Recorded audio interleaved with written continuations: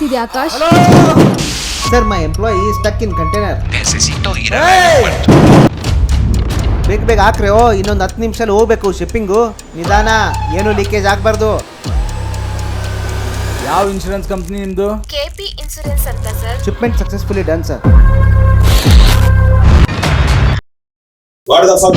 Akash, I love you madam. Sir ಯಾವನವನು ಬಾಗ್ಲಾಕಿದ್ದು? ಆ ಕಂಟೈನರ್ ಅಲ್ಲಿರೋ ನಿಮ್ ಹುಡುಗ ಮತ್ತೆ ವಾಪಸ್ ಬರಲ್ಲ. ನಾನು ನಿನಗೊಂದು ಕವಿತೆ ಹೇಳ್ತೀನಿ. ಹೇ ಪ್ರೀತಿ ಉಸಿರೇ,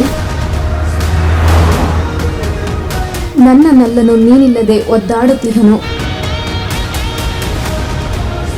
ದಯಮಾಡಿ ಅವನಲ್ಲಿಗೆ ಹೋಗಿ ನನ್ನುಸಿರ ಉಣಬಡಿಸಿ ಬಾ.